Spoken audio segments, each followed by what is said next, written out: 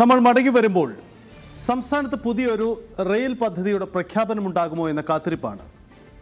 Budget 19-ാം തീയതി അവതരിപ്പിക്കാൻ പോവുകയാണ്. റെയിൽ പദ്ധതി സംസ്ഥാന സർക്കാർ പരിപൂർണമായി ഉപേക്ഷിക്കപ്പെട്ടു കഴിഞ്ഞു. വിജ്ഞാപനമടക്കം പിൻവലിക്കപ്പെട്ടു. അപ്പോൾ സംസ്ഥാനത്ത് ഒരു ദീർഘദൂര കേരളത്തിൻ്റെ ഒരറ്റം മുതൽ മറ്റേ അറ്റം വരെ എത്തുന്ന ഒരു റെയിൽ പദ്ധതിക്ക് സാധ്യതയുണ്ടോ? അത്തരം പരിഗണനകളുണ്ടോ?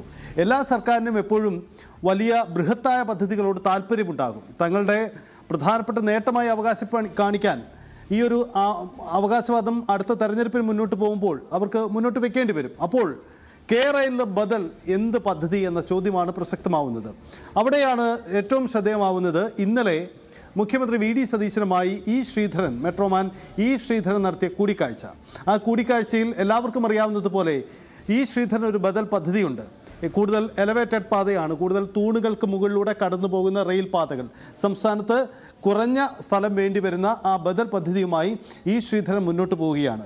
തനിക്ക് കേന്ദ്ര റെയിൽവേ മന്ത്രിയുടെ അനുമതിയുണ്ട് എന്നതാണ് അദ്ദേഹത്തിൻ്റെ അവകാശവാദം. അദ്ദേഹം സ്വന്തം വീട്ടിലൊരു ഓഫീസ് തുറന്ന് ജീവനക്കാരെയൊക്കെ നിയമിച്ച് അതിൻ്റെ DPR പ്രവർത്തനങ്ങളുമായി മുന്നോട്ട് പോവുകയാണ്. ഏകദേശം 60% ഡീറ്റെയിൽ പ്രോജക്റ്റ് റിപ്പോർട്ട് ഏറെക്കുറെ പൂർണ്ണമായി എന്നതാണ് അദ്ദേഹം പറയുന്ന കാര്യം. എന്തായാലും ഈ പ്രോജക്റ്റ് ഇപ്പോൾ സംസ്ഥാന സർക്കാരിൻ്റെ പരിഗണനയിലാണ്.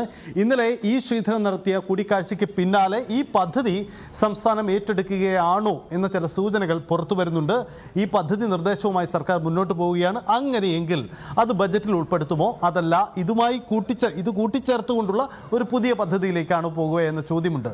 എന്തായാലും സംസ്ഥാനത്ത് പാരിസ്ഥിതിക നഷ്ടം കുറവ് എന്ന അവകാശവാദമുണ്ട്. ഭൂമി ഏറ്റെടുക്കൽ കുറവാണ്, ചെലവും താരതമ്യേന കുറവ്. ഇങ്ങനെയൊക്കെയാണ് പുതിയ പദ്ധതിയുടെ അവകാശവാദം. റെയിലിൽ നിന്ന് എത്ര കണ്ട് വ്യത്യസ്തതയുള്ളതാണ് പുതിയ പദ്ധതി? എന്താണ് അതിൻ്റെ സാധ്യത, സാഹചര്യം? നമുക്ക് വിശദമായി പരിശോധിക്കാം.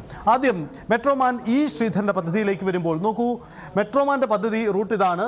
തിരുവനന്തപുരം മുതൽ കണ്ണൂർ വരെയാണ് ഈ റൂട്ട് വരിക. അതേസമയം നേരത്തെ റെയിൽ പദ്ധതി എന്നത് കേരളത്തിലെ ഒരറ്റം മുതൽ മറ്റേ അറ്റം വരെയാണ്, കാസർഗോഡ് വരെയാണ്. കാസർഗോഡ് മുതൽ തിരുവനന്തപുരം വരെയാണ്, തിരുവനന്തപുരം മുതൽ കാസർഗോഡ് വരെയായിരുന്നു. ഇതാണ് റൂട്ടെങ്കിൽ ഇവിടെ കണ്ണൂർ വരെയാണ് അദ്ദേഹത്തിൻ്റെ പാത. തിരുവനന്തപുരം കണ്ണൂർ റൂട്ടിലാണ് പാത. ഏകദേശം 465 കിലോമീറ്ററാണ് ഇതിന് ദൈർഘ്യമുണ്ടാവുക. യാത്രാ സമയം 3 മണിക്കൂർ 20 മിനിറ്റാണ്. റെയിലിലും ഏകദേശം 4 മണിക്കൂറിൽ താഴെയാണ് സമയം പറഞ്ഞിരുന്നത്. ഇത് 3 മണിക്കൂർ 20 മിനിറ്റാണ്. പരമാവധി വേഗത മണിക്കൂറിൽ 200 കിലോമീറ്ററാണ്. റെയിലിലും ഏറെക്കുറെ സമാനമായ വേഗതയാണ് വരുന്നത്. പുതുക്കിയ രൂപരേഖയിൽ, അദ്ദേഹത്തിൻ്റെ ആദ്യ രൂപരേഖയിൽ ഇത്ര അധികം സ്റ്റേഷനുകൾ ഉണ്ടായിരുന്നില്ല. പുതുക്കിയ രൂപരേഖയിൽ 20-നും 23 സ്റ്റേഷനുകൾ ഉൾപ്പെടുന്ന രീതിയിലാണ് വരുന്നത്. തീരദേശ പാതയിലൂടെ കടന്നു പോകുമ്പോൾ വലിയ തരത്തിലുള്ള പ്രതിസന്ധി ഉണ്ടാകും എന്നത് കണക്കിലെടുത്തുകൊണ്ട് ചില മലയോര മേഖലകളിലേക്ക് മാറ്റി അതിനെ റീഅലൈൻ ചെയ്യുന്നുകൊണ്ടുള്ള ഒരു പാത, ഒരു പ്രോജക്റ്റാണിപ്പോൾ ശ്രീധരൻ സർക്കാരിന് മുന്നിൽ വെച്ചിരിക്കുന്നത് എന്നതാണ് മനസ്സിലാക്കുന്നത്.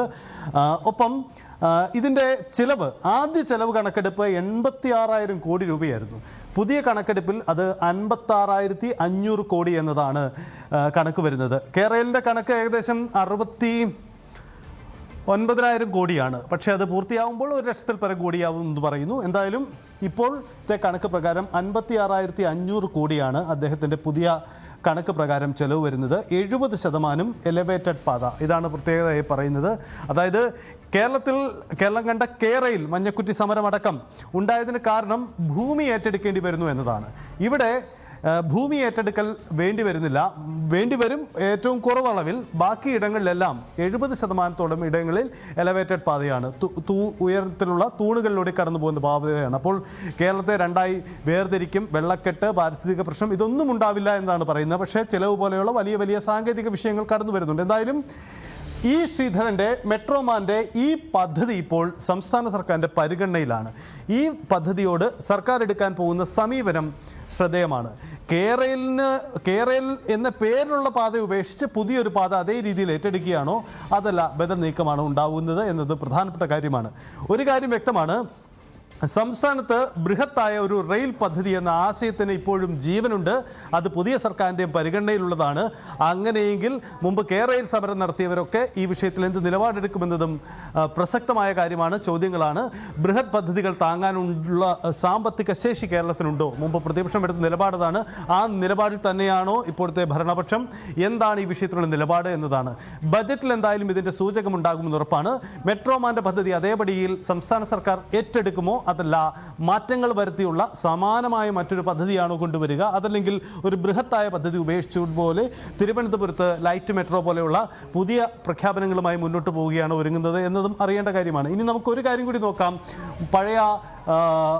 പഴയ സിൽവർ ലൈൻ പ്രോജക്റ്റിൻ്റെ പ്രത്യേകത കൂടി നോക്കാം നമുക്ക് വേഗത്തിൽ. സിൽവർ ലൈൻ പ്രോജക്റ്റ്, അതായത് കെ റെയിൽ മുന്നോട്ട് വെച്ച സിൽവർ ലൈൻ പ്രോജക്റ്റ് യഥാർത്ഥത്തിൽ ഇതായിരുന്നു.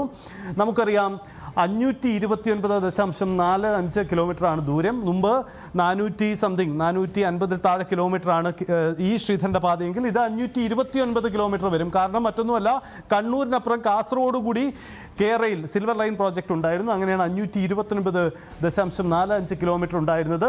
3 മണിക്കൂർ 54 മിനിറ്റ്, ഏകദേശം 4 മണിക്കൂറാണ് സമയമെടുക്കുന്നത്. ഒരു ജില്ല കൂടി പിന്നിടണം, അതുകൊണ്ടാണ് സമയദൈർഘ്യം ഉണ്ടായിരുന്നത്.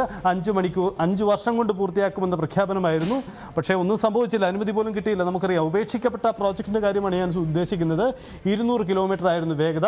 പ്രോജക്റ്റ് കോസ്റ്റ് അന്ന് കണക്കൂട്ടിയത് 63,940, ഏകദേശം 64,000 കോടിയോളമായിരുന്നു ചെലവ് പ്രതീക്ഷിച്ചത്. അത് പക്ഷേ ഓരോ വർഷവും പിന്നിടുന്തോറും കോസ്റ്റ് കൂടി പോകുന്നു.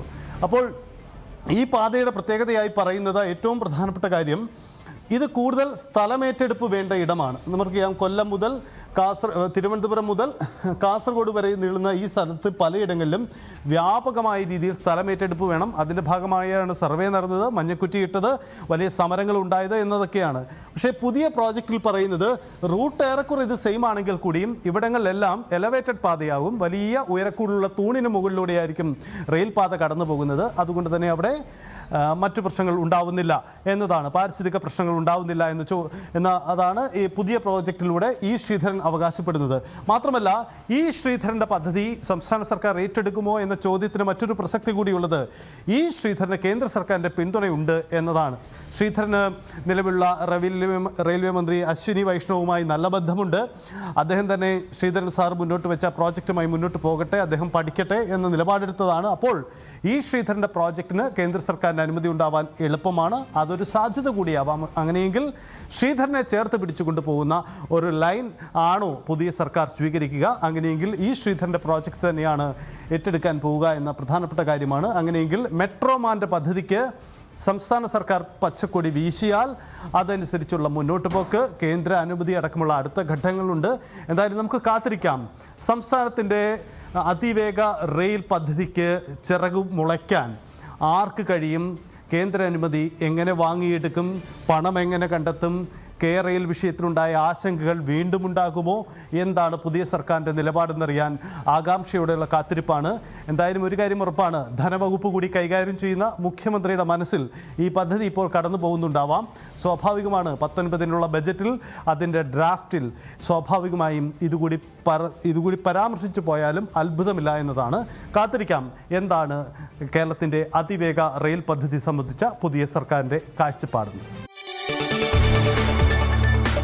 കൂടുതൽ വാർത്തകൾക്ക് news 18 Keralam YouTube channel subscribe ചെയ്യുക.